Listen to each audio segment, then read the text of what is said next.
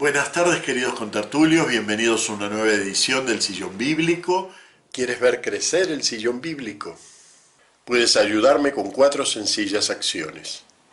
Compartirlo en redes sociales, en Facebook, en Twitter, en Instagram, en WhatsApp. Reproducir el vídeo hasta el final, esto es muy importante.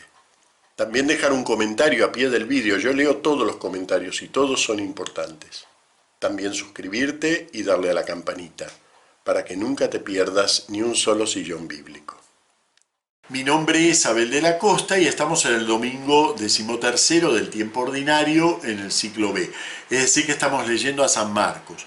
Y uno, claro, lectura de San Marcos, en esto que llamamos lectura semicontinua, esperamos que más o menos, como San Marcos es breve, a lo largo del año litúrgico lo leemos completo. Lamentablemente no es del todo así, La semana pasada lo teníamos a Jesús con una orden que daba desde ese barco, vamos a la otra orilla. Y esta semana lo tenemos de nuevo en la misma orilla que estaba. Nos hemos salteado una perícopa, la perícopa del exorcismo en tierra pagana, en tierra de los gerasenos. Es una lástima porque, claro, para San Marcos es muy importante el orden con el que va contando las cosas, Esa perícopa no se lee en domingos, solamente la leemos en día de semana, cuando sí se lee completo el Evangelio. Esto se los aclaro porque si ustedes quieren ir comprendiendo el plan de narración de San Marcos e ir profundizando un poquitito más en sus ideas, les conviene seguir el Evangelio, es decir, leer la pericopa intermedia entre la de la semana pasada y esta. La semana pasada terminaba con una pregunta muy importante. ¿Quién es este? Esa es la pregunta de los evangelios, es lo que le da sentido a los evangelios. ¿Quién es este? ¿Por qué? Porque de Jesús podemos decir, mira qué impresionante los milagros que hace, resucita a la hija de uno, le cura una enfermedad que la tuvo 12 años esclavizada esta mujer. ¡Qué poder que tiene!, ¿no? Es como Superman. Pero, ¿es como Superman o es otra cosa? ¿Quién es este? Esa es la verdadera pregunta de fondo, la que los evangelios nos hacen y la que también se van haciendo los personajes a medida que toman contacto con él. Lo vamos a ver en particular con la figura de esta mujer, de esta hemorroísa, que realmente pasa de un nivel, de un Jesús que si le toco el manto me puede curar, a un nuevo nivel de estar frente a Jesús y de realmente descubrir algo mucho mayor en él. Entonces vamos a acompañar a esta mujer en este milagro que le ha ocurrido en su vida. Para eso tenemos que entender primero cuál es el problema que ella está padeciendo, porque es un problema muy hondo, muy profundo. Nosotros quizás pensamos en una enfermedad de 12 años y entonces decimos, claro, es muy profundo porque ella hace muchos años que está enferma, es una cuestión de intensidad, Hace muchos años que está enferma, entonces claro, si le quitan ese peso de encima, pero es mucho más lo que le ocurre a esta mujer. Miren, si quieren comprender la profundidad del problema de esta mujer, les aconsejaría leer el libro del Levítico, capítulo 15, en donde nos cuenta cómo los flujos del ser humano, cuando salen del cuerpo y por lo tanto ya no tienen límite, hacen impuro al hombre. ¿Cuáles son esos flujos? Bueno, la menstruación en la mujer, la efusión seminal en el hombre, esos flujos que salen del cuerpo y no van con límite, hacen impuro al hombre. Claro, para nosotros la palabra impuro nos suena relacionado con la moral, bueno, malo, pecador, no pecador. La impureza para esta mentalidad religiosa es un hecho objetivo y no tiene que ver con bueno o malo. Posiblemente esta mujer podía ser una mujer muy querida por los suyos y no considerada mala persona, ni pecadora, ni nada, pero tenía un problema que la aislaba de la posibilidad de entrar en contacto con lo religioso.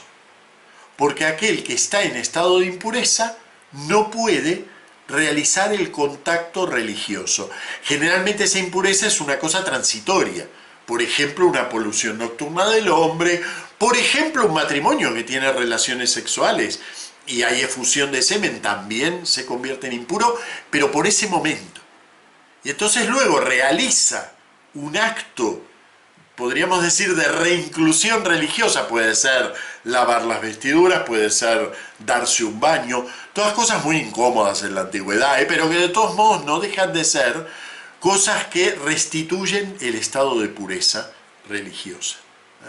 La menstruación en la mujer, pasados los días de la menstruación, la mujer hace un rito de reintegración en el universo religioso y puede volver a realizar sus actos religiosos normales. Entonces la impureza no es un pecado, la impureza es un estado al que nos pone claro qué es el hombre. El hombre es un ser que está delante de Dios en un límite, y el flujo líquido del hombre muestra que se derrama ese hombre, que no está con límite delante de Dios. Es una mentalidad muy, muy especial y muy distinta de la que tenemos nosotros. Entonces, claro, imagínense esta pobre mujer, 12 años con flujo de sangre, eso la hace por completo ajena al universo religioso, por completo ajena. Y en una sociedad estructurada en relación a ese contacto religioso, en una sociedad en donde ese contacto religioso es el entramado mismo de la sociedad, esta mujer está fuera. Está por completo excluida. No está excluida porque sea una marginada en el sentido de que sea, no es ni siquiera pobre. De hecho, se nos dice que ha gastado toda su fortuna. Y para hablar de la fortuna de una mujer es porque es una mujer de un cierto nivel. Porque si no sería la fortuna del marido, ¿no? Pero no es su fortuna la que ha gastado con médicos. Pero no ha logrado eso básico, que es entrar en el universo de la relación religiosa con Dios y por lo tanto con la comunidad. Lo dice de una manera preciosa el relato, cuando nos pone la situación de ella, ¿no? Lo voy a leer tal como está en la versión litúrgica, pero luego quiero hacer una salvedad lingüística, ¿no? Dice: había una mujer que padecía flujos de sangre desde hacía 12 años. Había sufrido mucho a manos de los médicos y se había gastado en eso toda su fortuna, pero en vez de mejorar se había puesto peor. Oyó hablar de Jesús y acercándose por detrás entre la gente le tocó el manto pensando: con solo tocarle el manto curaré. La salvedad lingüística que les quiero hacer es, claro, nosotros en español no tenemos prácticamente participios. El participio es una realidad gramatical que participa, de ahí su nombre, del verbo y del sustantivo o adjetivo. Nosotros para eso solo tenemos el gerundio, que queda muy mal cuando lo usamos mucho. Pero en cambio en griego escribir con participios es incluso muy elegante y permite hacer esto que ha hecho Marcos. Porque ¿qué es el participio? ¿Es un verbo? No, no es un verbo. Y ustedes saben que el verbo es el alma de la frase. Así que cuando aparezca el verbo y ese verbo sea único, toda la frase se concentra allí. Y todo lo demás está dicho con participios. Lo voy a traducir en gerundio, ya les digo, es el equivalente nuestro del participio, que queda feo, pero para que vean cómo más o menos suena la idea de esta frase. Dice: había una mujer que padecía flujo de sangre desde hacía 12 años.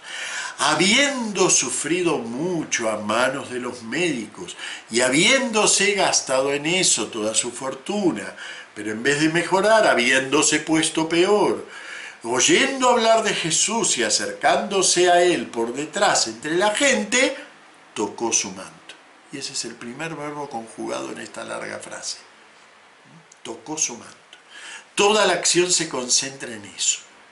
Y uno diría: ¿por qué quiere San Marcos que concentremos todo en tocó su manto? Sobre todo por lo que ella piensa que va a ocurrir con ese tocó su manto. Hay un detalle que es muy importante, y que es que el impuro hace impuro lo que toca. Entonces una mujer que se siente, que es impura, y se sienta en un asiento, ese asiento queda impuro. y al siguiente que se sienta queda impuro por haberse sentado en el asiento en el que se sentó esta mujer que era impura. Así que podríamos decir que ella pretende hacer una carrera, a ver si le toco el manto y con eso curo. Pero claro, en cuanto ese manto ella lo toca, ese manto está en contacto con Jesús y lo hace impuro a él. Así que es una loca carrera para ganarle a la impureza. Toco el manto a ver si me curo antes de que él quede impuro y por lo tanto pierda él ese poder taumatúrgico. Es muy fuerte lo que va a ocurrir, ¿eh? ¿Y qué ocurre cuando lo toca? Que sana, efectivamente. Y además no solo sana, sino que Jesús sabe que de él ha salido una fuerza. Pero claro, uno podría pensar en una cosa tipo mágica, ¿no? Ha salido una fuerza de mí, una cosa muy primitiva. Sin embargo, fíjense cómo lo dice el verso, ¿no? Dice, él seguía mirando alrededor para ver a la que lo había hecho, o a la que había hecho esto. Y lo pone así, con el pronombre femenino. Jesús sabe perfectamente lo que ha ocurrido, todo lo que ha ocurrido. El hecho mismo de que ella al tocarlo lo ha dejado impuro parece no importarle a Jesús. Ya hemos visto que Jesús tiene una actitud muy especial hacia esto de la impureza.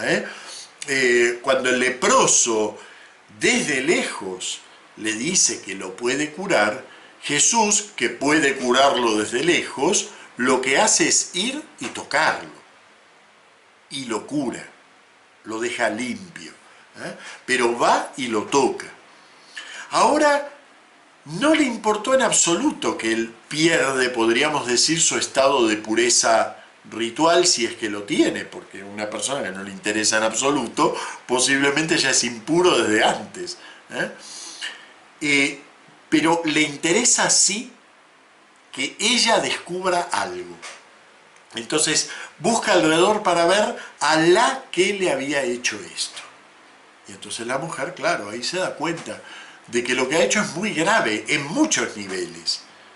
Primero porque, bueno, ella pretende aprovecharse de un bien que él tiene y que ni se lo ha pedido. Es totalmente distinto que el caso del leproso, al que el leproso le pide a Jesús. Acá ella no le pidió nada, ella quiere arrebatarle una sanidad, que se la dio, pero ella quiso arrebatársela. Entonces la mujer se acercó asustada y temblorosa al comprender lo que le había ocurrido. Se le echó a los pies y le confesó toda la verdad. Fíjense qué crecimiento religioso tiene esta mujer. O sea que, por un lado, se ha curado del flujo de sangre, pero realmente entró en un nivel de vida muchísimo mayor. Y no porque ahora está reintegrada al sistema religioso, sino porque ha llegado a poder confesar la verdad. Todo eso que le ha ocurrido, que no se puede articular muy bien, muy fácilmente, pero ella ha pasado no solo de estar en los márgenes de lo religioso, sino también de estar fuera de la verdad de ella misma, ha pasado a estar en la verdad. Entonces él, que la podría haber llenado de reproches, porque no es lo mismo un leproso que le pide que lo cure y él va y lo toca, que una persona que se ha querido aprovechar de esa fuerza religiosa, él la podría llenar de reproches, pero lo que le dice es: vete en paz y permanece, queda curada de tu enfermedad. Permanece curada de tu enfermedad. Así que ahí realmente no solo la cura, sino que le da un nuevo estado, una nueva vida.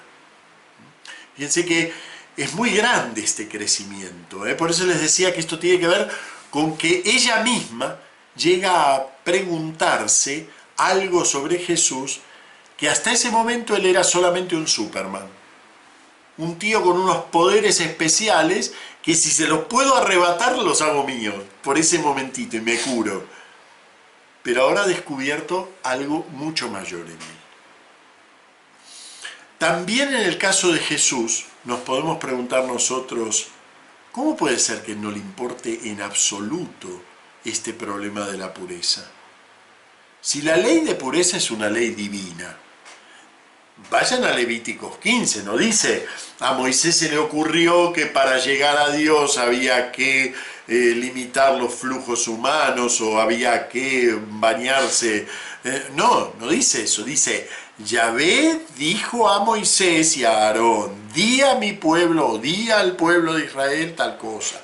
El hombre que padezca flujo seminal, la mujer que tenga sus reglas, la mujer que tenga un hijo. Yahvé dijo a Moisés y a Aarón.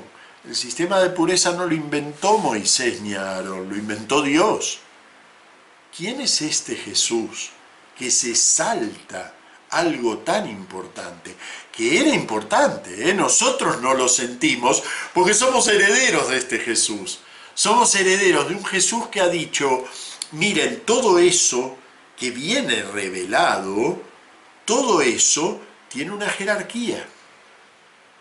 Y esto yo me lo salto. ¿Y por qué me lo salto?